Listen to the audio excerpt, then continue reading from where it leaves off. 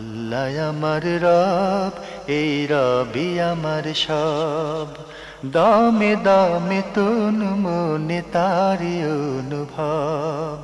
তোমার দুনিয়াতে আমি যেদিকে তাকাই, অথই নিয়ামতে ডুবে আছি সবাই। পাক পাখালির গানে শুনি তসবি কলো রব, তসবি কলো রব। আল্লাহ আমার রব, এই রবি আমার সব। আসসালামু আলাইকুম। প্রিয় দর্শক, আপনারা যারা দেশে আছেন প্রবাসে, সবাইকে জানাই অনেক অনেক প্রীতি ও শুভেচ্ছা। শুরু হলো আন্টিবাই আয়োজিত এবং লাভ হলো নিবেদিত অনুষ্ঠান আপনার জিজ্ঞাসা। আপনাদের সাথে আছি আমি জয়নুল আবেদিন আজাদ, আর আপনাদের মনে জাগা প্রশ্নের জিজ্ঞাসার জবাব দিচ্ছেন বিশিষ্ট আলেম ডক্টর মোহাম্মদ সাইফুল্লাহ। আসসালামু আলাইকুম ওরহমতুল্লাহি ওয়া বারাকাতুহু। প্রিয় দর্শক, চলুন তাহলে জিজ্ঞাসার জগতে। শুরুতে একটি চিঠি পাঠিয়েছেন জাকির হোসেন, চাঁদপুর থেকে। লিখেছেন, ধন্যবাদ, আপনাদের অনুষ্ঠানের মাধ্যমে অনেক কিছু জানতে পারি ও মনের মধ্যে যে সন্দেহ থাকে সেগুলো দূর হয়। যাই হোক, আমার দুটি প্রশ্ন। এক, আমাদের গ্রামে কবরস্থান ও ঈদগাহ দুইটি পাশাপাশি। ঈদগাহটি কবরস্থানের পশ্চিমে হওয়ায় স্বভাবতই গোরস্থানকে পেছনে রেখে আমরা ঈদের নামাজ আদায় করি। এমনিভাবে গোরস্থানকে পেছনে রেখে ঈদের নামাজ পড়া কি শরীয়ত সম্মত? আলহামদুলিল্লাহ, যে গোরস্থান সামনে হয়নি। জি, আল্লাহ তাআলার মেহেরবানি। যদি সামনে হতো তাহলে আপনাদের সলাত হতো না। যেহেতু পেছনে হয়েছে, তাহলে আপনারা পেছনে একটা বাউন্ডারি দিয়ে আপনারা ঈদগাহে সলাত আদায় করতে পারবেন। এতে আপনাদের সলাত হয়ে যাবে, কোনো অসুবিধা নেই। কিন্তু গোরস্থানকে সামনে রেখে সলাত আদায় করার ব্যাপারে রাসূলুল্লাহ সাল্লাল্লাহু আলাইহি ওয়াসাল্লাম হাদিসের মধ্যে নিষেধ করেছেন। রাসূলুল্লাহ সাল্লাল্লাহু আলাইহি ওয়াসাল্লাম বলেছেন, লা তুসাল্লু ইলাল কুবুর, তোমরা কবরের দিকে মুখ করে সলাত আদায় করবে না। সুতরাং যেহেতু আপনাদের এখানে কবরস্থান পেছনে, সেক্ষেত্রে আপনাদের সলাত বৈধ, জায়েজ, কোনো অসুবিধা নেই।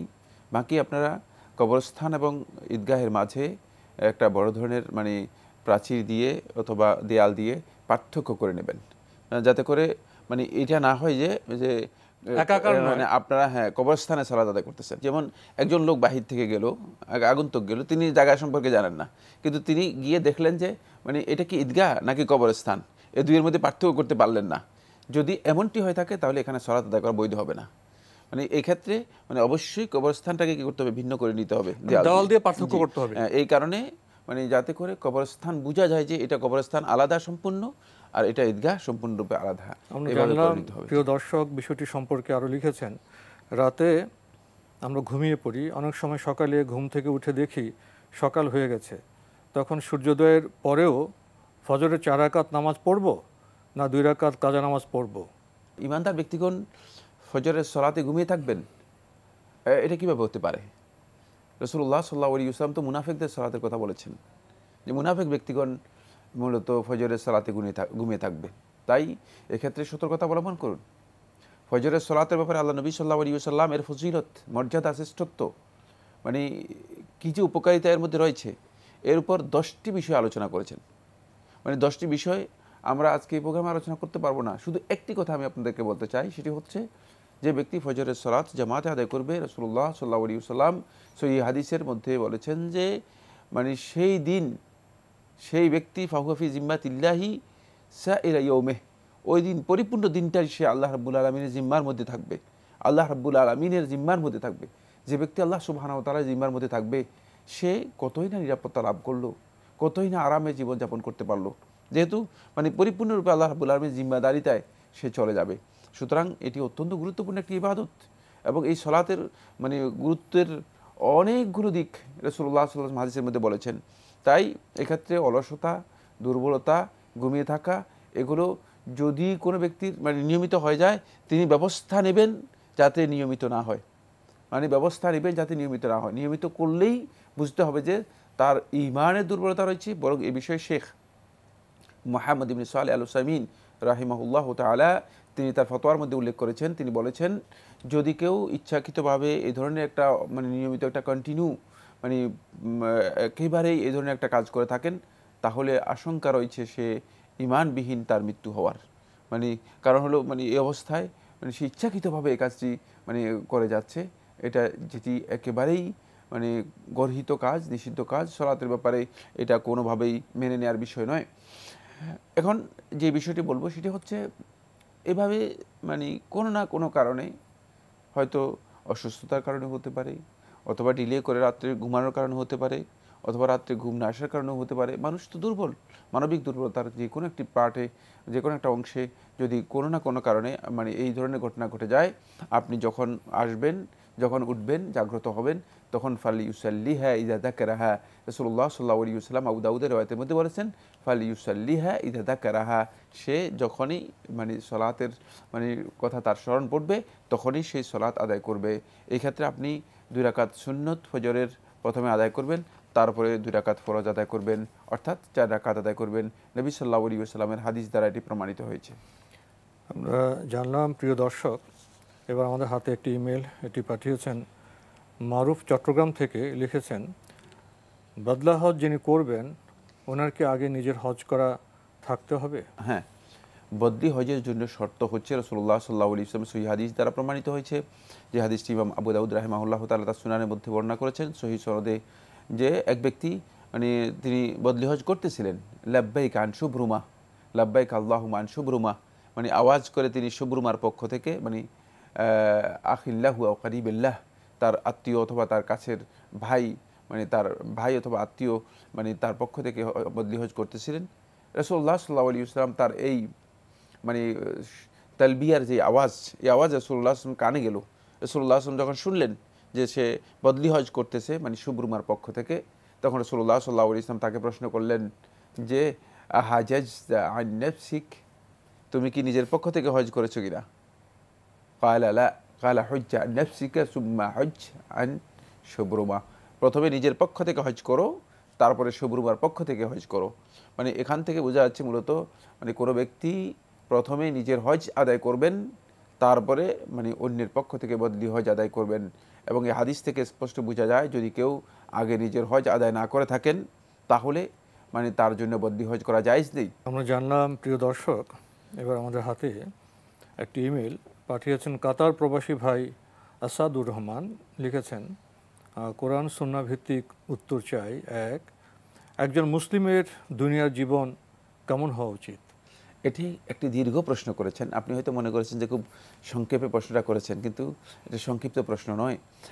আমরা মানে প্রথমে মানে দুনিয়ার জীবনটা আসলে কি সেটা আমরা একটু বোঝার জন্য চেষ্টা করি। প্রথম কথা হচ্ছে মানে মাওকিফুল মুমিন আউল মুসলিম মানে মিন আল হায়াতি দুনিয়া, দুনিয়ার জীবন থেকে মানে দুনিয়ার জীবনের প্রতি একজন মুসলিমের মওকিফটা কী হবে, অবস্থানটা কেমন হবে। এটাকে আল্লাহ সুবহানাহু ওয়া তাআলা কোরআনে কারীমের মধ্যে স্পষ্ট করে বলে দিয়েছেন, ওয়ামাল হায়াতুদ দুনিয়া ইল্লা মাতাউল গুরুর, মানে দুনিয়ার জীবনটাকে মূলত তোমরা কীভাবে মূল্যায়ন করবে, সেই মূল্যায়নটা হচ্ছে এইভাবে যে ওয়ামাল হায়াতুদ দুনিয়া ইল্লা মাতাউল গুরুর, দুনিয়ার জীবনটা হচ্ছে মূলত প্রতারণার সামগ্রী মাত্র। মানে এটাকে আপনি যখনই মানে কোনোভাবে গুরুত্ব দিয়ে মানে গ্রহণ করবেন, তখন আপনি চিন্তা রাখবেন যে আল্লাহ রাব্বুল আলামিন কিন্তু এটাকে বলেছেন যে এটি প্রতারণার সামগ্রী। সুতরাং দুনিয়ার জীবনকে ইমানদার ব্যক্তিগণ আল্লাহ সুবহানাহু ওয়া তাআলা যেভাবে গুরুত্ব দিয়েছেন, ঠিক সেভাবেই গুরুত্ব দিবেন। সেটা হলো এটাকে প্রতারণার সামগ্রী হিসেবে মনে করবেন, যে এখানে আপনি যত বেশি জড়িয়ে পড়বেন, তত বেশি সম্ভাবনা রয়েছে আপনি প্রতারণার মধ্যে নিজেকে লিপ্ত করলেন, সংযুক্ত করলেন, নিমজ্জিত করলেন। এজন্য এখানে সতর্কতা অবলম্বন করার জন্য অপরিহার্য দিক নির্দেশনা রয়েছে। অন্য আয়াতের মধ্যে আল্লাহ সুবহানাহু ওয়া তাআলা বলেন, সেটি হলো এই, আল্লাহ রাব্বুল আলামিন বলতেছেন, ইন্নামাল হায়াতুদ দুনিয়া লাইবুন ওয়া লাহু, দুনিয়ার জীবনটাকে আল্লাহ সুবহানাহু ওয়া তাআলা মানে উদাহরণ দিচ্ছেন যে হায়াতুদ দুনিয়া, দুনিয়ার জীবনটা হচ্ছে এমন যে এটি অনেকটা খেল তামাশার মতো। মানে কোনো একদল লোক যখন খেলার জন্য আসে, তখন তারা কিন্তু চিরস্থায়ীভাবে যে আমরা গোটা জীবনটাই খেলবো এই চিন্তায় আসে না, যে একটা টাইম মানে সুনির্দিষ্ট একটা টাইম আমি মানে খেলাধুলার মধ্যে কাটাবো, এরপরে আমার আবার মানে আমার মূল উদ্দেশ্যের দিকে চলে যেতে হবে। সেইভাবে দুনিয়ার জীবনটাকে আপনি মূল্যায়ন করবেন। 3 নম্বর আসুন, আব্দুল্লাহ ইবনে ওমর রাদিয়াল্লাহু তাআলা বর্ণিত হাদিস, ইমাম বুখারী রাহিমাহুল্লাহ তাআলা তার সহিহে বর্ণনা করেছেন। তিনি বলেন, রাসূলুল্লাহ সাল্লাল্লাহু আলাইহি ওয়াসাল্লাম ইরশাদ করেছেন যে তুমি দুনিয়ার জীবনটাকে কিভাবে মূল্যায়ন করবে, তোমার মানে তুমি দুনিয়ার জীবনে মানে কুন ফিদ দুনিয়া কাআন্নাকা গরীব আও আবিরু সাবিল। রাসূলুল্লাহ সাল্লাল্লাহু আলাইহি ওয়াসাল্লাম কত সুন্দর মানে টেক্সট বলেছেন যে তুমি পৃথিবীতে তোমার অবস্থানটা, দুনিয়ার জীবনের প্রতি তোমার অবস্থানটা হবে কাআন্নাকা গরীব, যে তুমি এখানে একজন মুসাফির ব্যক্তি আসছো। গরীব বলতে মানে মুসাফির ব্যক্তি, মানে অপরিচিত ব্যক্তি, মানে অল্প কিছু সময়ের জন্য এসেছো, কেউ তোমাকে চেনে না, কারোর সাথে তোমার তেমন সম্পর্ক নেই, মানে এখানে তোমার একদল আত্মীয়, ওখানে তোমার একদল আত্মীয়, এদেরকে নিয়ে মানে তুমি ব্যস্ত হয়ে যাবে, ব্যাপারটা এমন নয়। মানে জীবনটা কাটানোর জন্য তুমি চেষ্টা করবে কাআন্নাকা গরীব, মনে হচ্ছে যে তুমি অপরিচিত, আননোন পারসন, আও আবির সাবিল, অথবা ওই ব্যক্তির মতো যে রাস্তা অতিক্রম করে যাচ্ছে। মানে একটা ডিউরেশনে আমি একটা রাস্তা অতিক্রম করে যাচ্ছি, আমার রাস্তাটা অতিক্রম করার জন্য যতটুকু সময় রয়েছে এটাই হচ্ছে মূলত আমার মূল জীবন। তাই এটা আমরা দেখতে হবে যে আল্লাহ সুবহানাহু ওয়া তাআলা আমাদেরকে সৃষ্টি করেছেন দুনিয়ার জীবনটা অতিক্রম করে আমাকে আমার সত্যিকার যে জীবন রয়েছে আখিরাতের জীবনে আমাকে উপনীত হতে হবে, উপস্থিত হতে হবে। তাই এইটা আমি মনে করব যে আমি এই রাস্তাটা অতিক্রম করে যাচ্ছি, মানে শুধুমাত্র এতটুকুই আমার চেষ্টার মধ্যে রয়েছে যে আমি রাস্তাটা অতিক্রম করে যাওয়ার সুযোগটুকু আমাকে চেষ্টা করতে হবে। কিন্তু না, এখানে একটি বিষয় আপনাকে খুব কঠিনভাবে সতর্কতা খেয়াল রাখতে হবে, সেটা হচ্ছে এই, যেহেতু দুনিয়ার জীবনটাকে মানে আরেক দিক থেকে মূল্যায়ন করা হয়েছে এভাবে যে দুনিয়ার জীবনটা আমরা এই বিষয়ে আল্লাহ আমার রব, এই রবি আমার সব। আল্লাহ আমার রব, এই রবি আমার সব। খুবই গুরুত্বপূর্ণ একটি বিষয়ে কথা বলছিলাম। আপনি 3-4টি বিষয় উল্লেখ করলেন দুনিয়ার জীবন প্রসঙ্গে, শেষে এসে বললেন যেন রাস্তা অতিক্রম করছে। হ্যাঁ, রাস্তা অতিক্রম করার পর যে কথাটি আমি বলবো সেটা হচ্ছে কিন্তু না, দুনিয়ার জীবনের একটা স্ট্যাটাস দেওয়া আছে, একটা অবস্থান দেওয়া আছে, যেটা ইমানদার ব্যক্তিগণ সেটা বুঝতে হবে।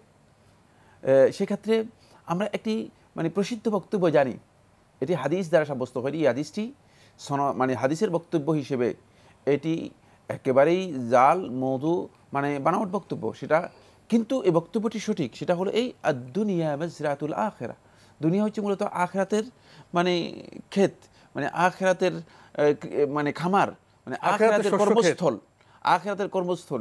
মানে এটাকে মানে সালফে সালেহিনগণ এভাবে বলতেন যে আদ-দুনিয়া আমাল ওয়াল আখিরাতু জাযা, দুনিয়াটা হচ্ছে আমলের জন্য আর আখিরাতটা হচ্ছে মূলত প্রতিদানের জন্য।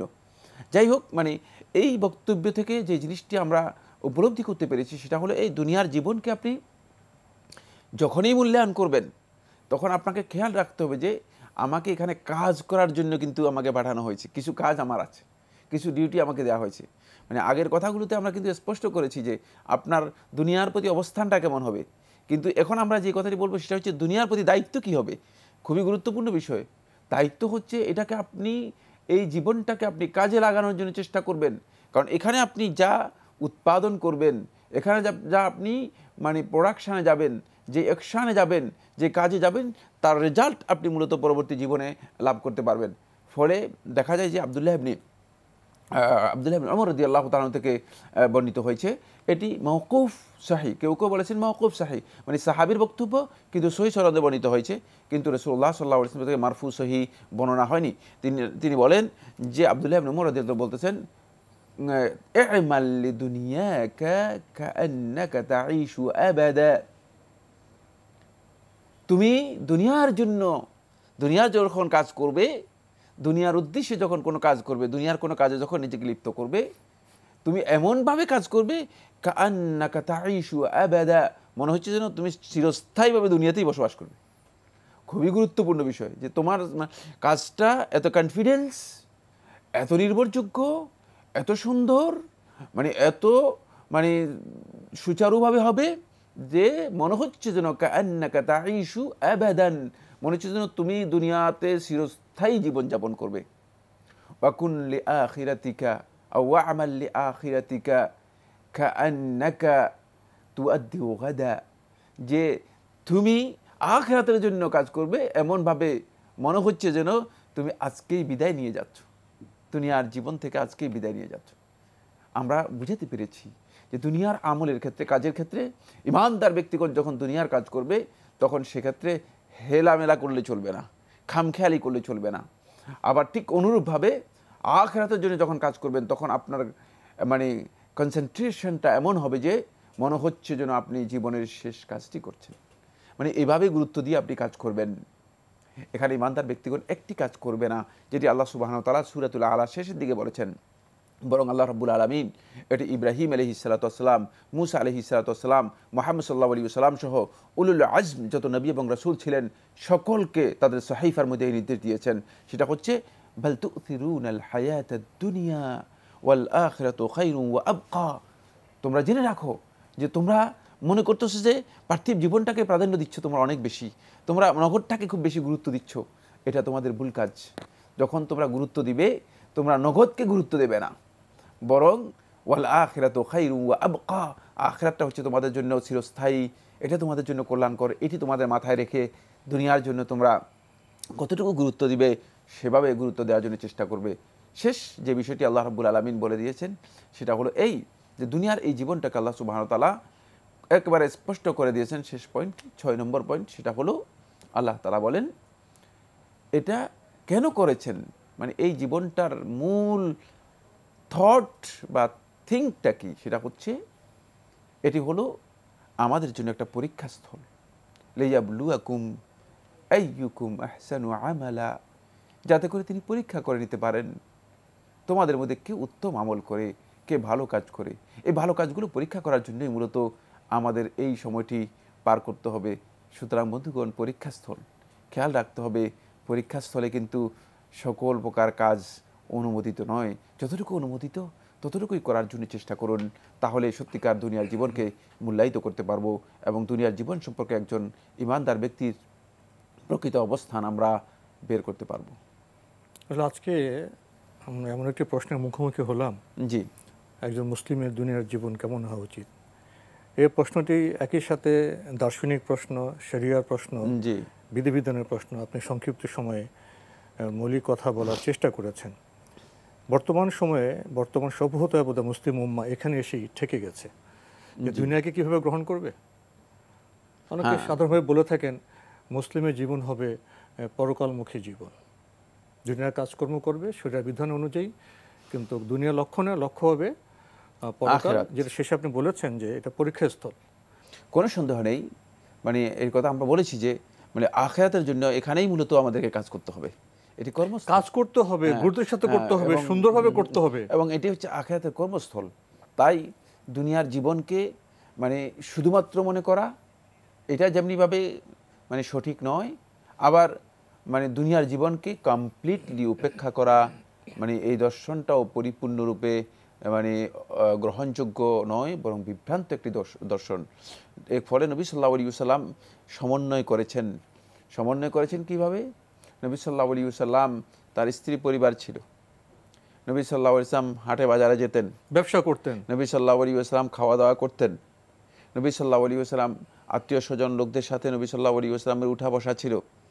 অর্থাৎ এর ফাঁকেও নবী সাল্লাল্লাহু আলাইহি ওয়াসাল্লাম আল্লাহ রাব্বুল আলামিনের আনুগত্যের জন্য, আল্লাহ রাব্বুল আলামিনের সন্তুষ্টির জন্য কি কাজ করতেন? ওয়াল্লাযী নাফসু মুহাম্মাদিন বিয়াদিহি, সহিহ বুখারী হাদিসের মধ্যে নবী সাল্লাল্লাহু আলাইহি ওয়াসাল্লাম বলেন, মুহাম্মদ সাল্লাল্লাহু আলাইহি ওয়াসাল্লামের জীবন যার হাতের মধ্যে রয়েছে তার কসম করে বলছি, আনা লা আখশাকুম লিল্লাহি ওয়া আতকাকুম লাহ, আমি আল্লাহ রাব্বুল আলামিনকে তোমাদের চেয়ে সবচেয়ে বেশি ভয় করে থাকি। আল্লাহ রাব্বুল আলামিনের তাকওয়া আমার অন্তরের মধ্যে তোমাদের মধ্যে সবচেয়ে বেশি। কেন? তার কারণ হচ্ছে মানে দুনিয়ার জীবনের সাথে সত্যিকার আখিরাতের মানে প্রতি তার যেই অনুরাগ ছিল, আখিরাতের প্রতি তার যে প্রাধান্য দেওয়ার বিষয়টি ছিল, সেটাকে তিনি কনফার্ম করতে পেরেছেন। এখন ইমানদার ব্যক্তিগণ এটা কনফার্ম করতে পারবে যখন সত্যিকার দুনিয়ার জীবনের প্রতি তাদের যে অবস্থানটা রয়েছে সেটাকে তারা সত্যিকারভাবে উপলব্ধি করতে পারবে। খেয়াল রাখতে হবে যে আমার অবস্থানটা মূলত একেবারেই সাময়িক, মানে পরীক্ষার হল, পরীক্ষায় যাতে আমি উত্তীর্ণ হতে পারি সেভাবে এখানে আমার কাজ করতে হবে। আমরা একেবারে অনুষ্ঠানের শেষ প্রান্তে এই ভাই আরেকটি প্রশ্ন আছে, যদি আমরা সংক্ষেপে দিতে পারি। উনি প্রশ্ন করেছেন নামাজের সেজদায় এই দোয়াগুলো পড়া যাবে কি? যেমন ফাল্লাহু খায়রুন হাফিজা ওয়া হুয়া আরহামার রাহিমিন, লা ইলাহা ইল্লা আনতা সুবহানাকা ইন্নী কুনতু মিনাজ জালিমিন, আস্তাগফিরুল্লাহ ওয়া আতুবু ইলাইহি, ইয়া হাইয়্যু ইয়া কাইয়্যুমু বিরহমাতিকা আস্তাগীস, রাব্বানা আতিনা ফিদ দুনিয়া হাসানাতাও ওয়া ফিল আখিরাতি আজওয়াজিনা ওয়া যুররিয়াতিনা কুররাতা আয়ুনিন ওয়াজআলনা। এরপরে আরও লিখেছেন আল্লাহুম্মা ইন্নী আসআলুকা খায়রাহা ওয়া খায়রা ... রাব্বিরহামহুমা কামা রাব্বায়ানি সাগীরা। নামাজের সিজদার মধ্যে এই ধরনের দোয়াগুলো করা জায়েজ রয়েছে, করতে পারবেন, কোনো অসুবিধা নেই। এগুলো জায়েজ। নামাজের সিজদার মধ্যে আপনি এই ধরনের দোয়া করতে পারবেন। তো আজকে আমাদের এখানে শেষ করতে হচ্ছে। আপনাকে অনেক ধন্যবাদ। আপনাকে অশেষ ধন্যবাদ। প্রিয় দর্শক, আমরা এতক্ষণ দেখছিলাম এনটিভি আয়োজিত এবং লাভ হলো নিবেদিত অনুষ্ঠান আপনার জিজ্ঞাসা। আমাদের অনুষ্ঠান আপনারা এনটিভি অনলাইনেও দেখতে পারবেন, ভিজিট করুন www.ntvbd.com। এছাড়া ইউটিউবে এবং আমাদের ভেরিফাইড ফেসবুক পেজে অনুষ্ঠান দেখতে পারবেন। আজকে শেষে এসে আমরা দুটি প্রশ্ন পেয়েছি, দুটি প্রশ্ন দু ধরনের। একটি প্রশ্ন খুবই মৌলিক, জীবন দর্শন, শরিয়া, বিধিবিধান, পরকালমুখী জীবন কেমন হবে, দুনিয়ার জীবন কেমন হবে। আমরা শেষে এসে এটাই বুঝলাম আমাদের জীবন হবে পরকালমুখী, আর এই দুনিয়ার জীবন আমরা যে কাজ করব সুন্দরভাবে আমরা কাজ করব, আর এই দুনিয়ার জীবনটা হলো পরীক্ষাস্থল। এরপরে আবার দোয়ার কথা বলেছে, সেজদা আমরা কি বলবো। সেজদাই তো আমাদের দোয়ার চাওয়ার শ্রেষ্ঠ স্থান। আসুন আমরা এই সব বিষয়গুলিকে সমন্বয় করার চেষ্টা করি। চিঠি লিখুন, প্রশ্ন পাঠান আমাদের ঠিকানায়। পরিচালক আপনার জিজ্ঞাসা, এনটিভি, বিএসসি ভবন, 7ম তলা, 102 কাজী নজরুল ইসলাম এভিনিউ, কারওয়ান বাজার, ঢাকা 1215। আপনারা ইমেল করতে পারেন। আমাদের ইমেল অ্যাড্রেস আপনার জিজ্ঞাসা @ntvbd.com। প্রিয় দর্শক, মহান আল্লাহ আমাদের সবাইকে নিরাপদে রাখুন, রাখুন শান্তিতে। আসসালামু আলাইকুম। আল্লাহ আমার রব, এই রবি আমার সব, দামে দামে তন মনে তারি অনুভব। আল্লাহ আমার রব, এই রবি আমার সব।